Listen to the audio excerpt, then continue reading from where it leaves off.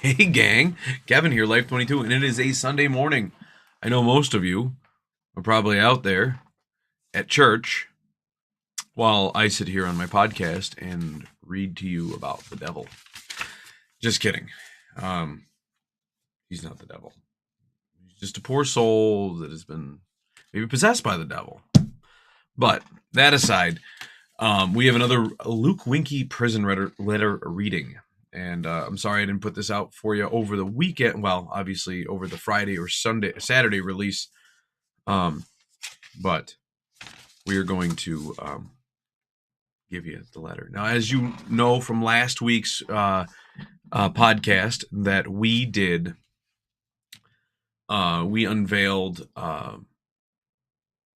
the Luke Winkie files. I think it's lukewinkie.online. The Luke Winkie files website, where the creator of that website is posting all of these Pacer documents and stuff like that. And then since then, actually, this past week, we received a letter from Luke. Actually, it's funny because this whole pile of letters that I have and court documents, so I've been kind of skimming through them. I'm not reading the court documents on the show, like I said last week, that we are just going to let you go and peruse the website yourself and pull down documents. But I've got these in chronological order. The letters that I have or have not opened, and some of them I've opened, or my wife opened because she asked. She was like, "Can I read that letter?" And I said, "Sure." And I hand her the letter, and then she'll open it and read it, and then put it back. And I actually haven't read half these letters, so I haven't opened half of them. And then the half that are opened, I probably wasn't even the one who read them. So, oh yeah, see, because this one says Kevin and June. Um. So yeah. But anyways, so I'm skimming through the documents. So as I've read them last night, I will kind of give you a synopsis on the documents that I have and just bring you up to speed. So I had a document that it was actually a screenshot of somebody posting on a website that was talking about Luke. And this guy pretty much gave a synopsis, and then it was submitted to the court, I believe.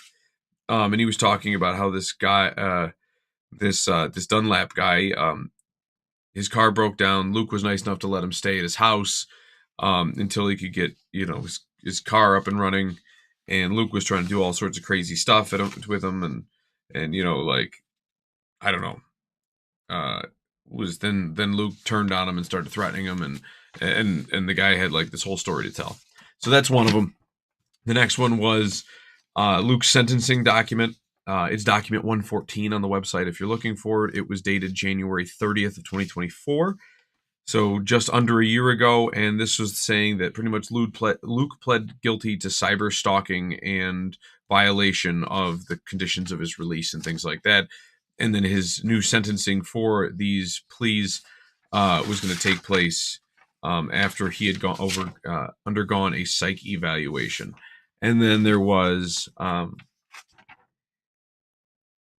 just a screenshot of the history of the documents being filed into it, and how Luke had signed the order. Order as to Luke Marshall, signed by the judge. Blah blah blah. File of hearing and the transcript. Yada yada yada. Nothing you guys really want to hear about because you're here for the juice. You're here for that Luke Winkie letter. Now Luke writes this letter. It is postmarked February 5th of 2024. And it's coming from Rochester, but he is in Albion, New York, at Platt Street. I don't know what facility that is, but that's where he writes this letter from. I wonder if his most recent letter to me, which I've yet to open, probably says something like, "Stop talking about me on the internet." That'd be funny. Probably what it is. Oh, man. And he wrote in cursive in this one. I don't think any other letter, like, he writes in chicken scratch, like, print, and now all of a sudden I've got one chicken scratch cursive. All right, gang. Well, here goes nothing. It's a shorty, 2 pages. You cannot legally prove who is behind an electronic device. So any threats to call law enforcement on me from a Facebook account proclaiming to be one of Dr. John Crawford's relatives are not legally binding agreements. You cannot notarize Facebook messages. I think he needs to go and understand what notarizing means. But anyways, I now have a legitimate offer for the city of Olean to benefit off of what happened to me. To start off, I am illegally convicted and I am owed a prosecutorial misconduct compensation check. Him trying to use big words and then rattling them off into cursive is killing me. The way to achieve one of these is through insurance negotiations. I have known Joe Bandelman since 2011. His office is on West State Street. I would be more than happy to sign a notarized agreement with any city official and or any former councilman who now have jobs with the city making $45,000 a year, so they can be allowed to see the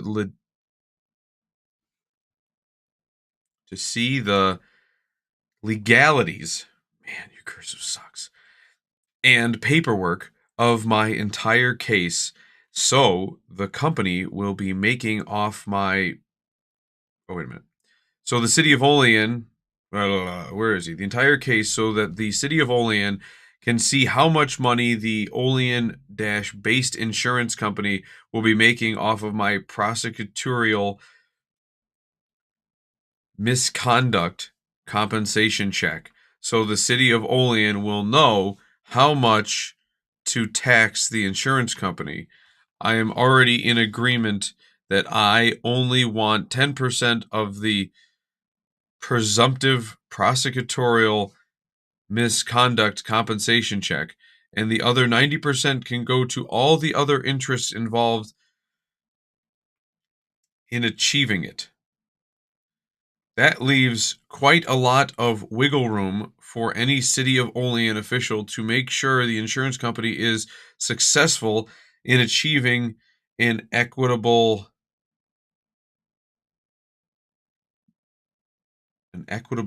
signed check. If I allow the and then in parentheses Olean government into the negotiations, then yes, the government will continue to allow this to be legally classified as an illegal conviction, and it already is. Sorry, I'm killing off brain cells. Sometimes I have to do that so they don't infect the other ones. From this nonsense. All right, dude. Okay, just in summation, the last part gets me. Like, you want to bring the city of Olean into negotiations on what you deem to be an illegal conviction. For whatever reason, you're in jail. Cyber stalking or what have you, or just being criminally insane and just being a criminal, you should be in jail.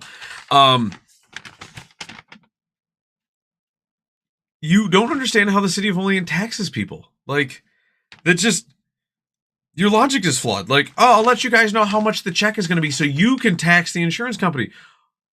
We're not coining, that's not how we coin money, bro. Like, if they were raising the value of property, then yes, then we would be taxing that. Yes, but no. Nope. We're not the IRS. We're not taxing the income. And how is the insurance, like, insurance negotiations? So, like, you are going to have a policy, like, you have to have the, insurance works this way. You have to have the policy in effect prior to, if you're getting the policy. Now, if you're saying that you're filing a claim against the federal government or the state government or what have you for why you were arrested, and then they're going to file a claim with their insurance to deal with it. Well, like either way, you would not have a policy to protect you against that, because who the fuck would? Who would have an I've got this rainy day policy, right? I actually do. I have a rainy day policy in case I ever get cancer, right? It's a supplemental cancer plan. If I ever get cancer, it costs me like $50 a year, and like the payout is like $65,000 to go towards medical expenses, which could be like, and it's a drop in the bucket. That's like the first chemo visit if you don't have insurance. Like, it's a good deal. It puts me ahead because the likelihood of me getting cancer is pretty high. And by the time I'm done paying for the policy, like, it's like $6,500 or whatever the hell it would be. But, like, Luke, like, nobody gets a policy and says, like, someday I might get indicted by the federal government for cyberstalking. Or one of these litany and then give a list of crimes that you might get arrested for. Because most insurance companies, as soon as you get arrested, you're violating the policy. Because it says, like, as soon as a government finds you in violation of the law, this policy is null and void. Like, this is insanity. So anyways, you wouldn't have the policy, so you'd be going against their insurance, assuming that they're going to file an insurance claim. So I guess it would be up to them to determine whether they want to file an insurance claim or just see your ass in court, because they have lawyers on the payroll. Probably one specifically designed for defending against shit like this. But secondly, you got my salary wrong. Way less than that.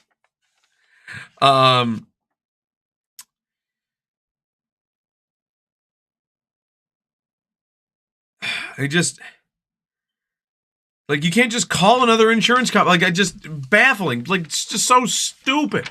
You're gonna call up Joe Bandelman. You're gonna be like, hey, Joe, I need you to go after another insurance company for me. It's like, well, what's your policy? Because then he's gonna want to know what policy you have so your insurance can go after their insurance. That's not how it works. You have to inquire with a lawyer in order to do such things. And usually those lawyers want money up front, Luke. Or they want to see that it's a slam dunk. And clearly this is not a slam dunk, because you're in jail for a very good reason. You are clinically insane. Like, you are nuts. You're nuts. Okay, I can't say that you're... Maybe you're not clinically insane, because I'm not a clinician, right? But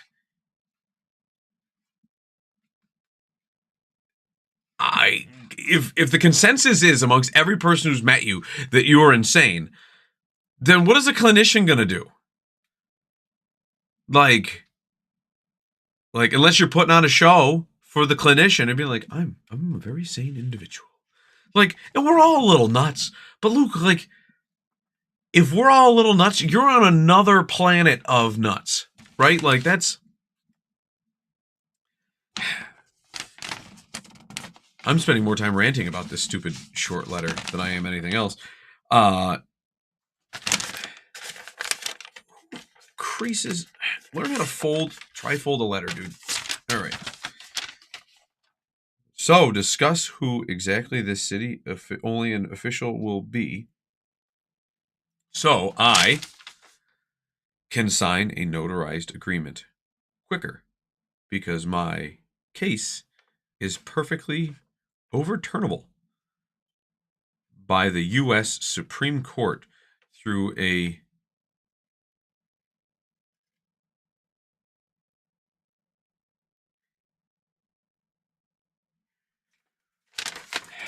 What did you write here? Writ Saturi? Legal motion? All right, so it's probably some legal motion that's still contained in Latin, but I can't make out your handwriting. Writ Centuri. Great. Now we're going to have to spend time on the show typing crap into Google. Writ.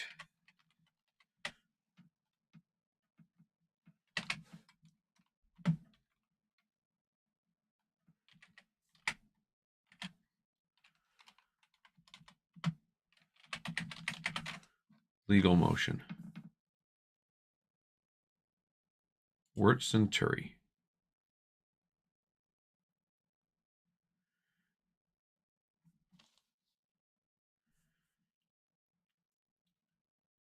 Special proceedings. The word "wort" is dropped out of that one. Centuri is dropped out of this one. So it looks like you're quoting a legal case. Wirt versus United States. Negligence. Okay. That means the insurance negotiations will go all the way to the Goldman Sachs interests of Washington, D.C. area. So the size of the eventual prosecutorial misconduct compensation check is likely to be very big.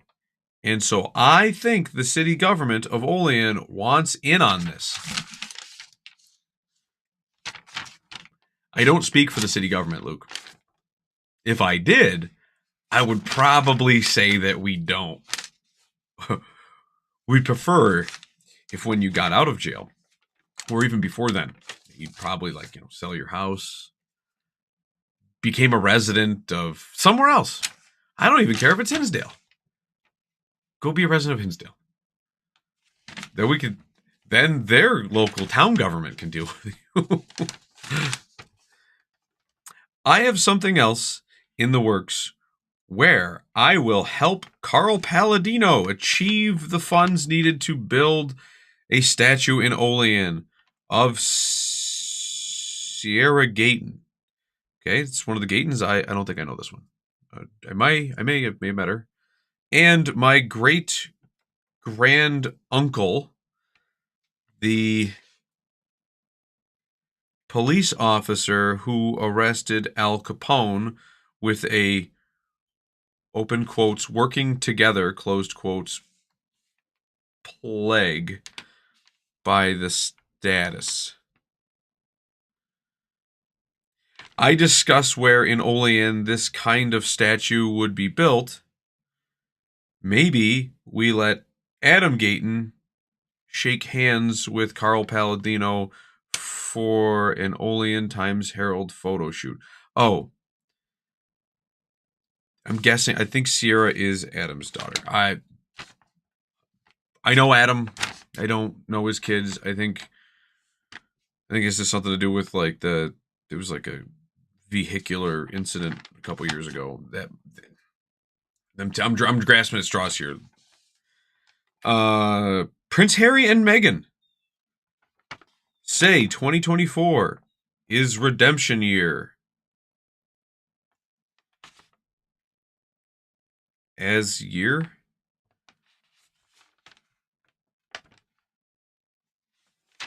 Meltors? Bro.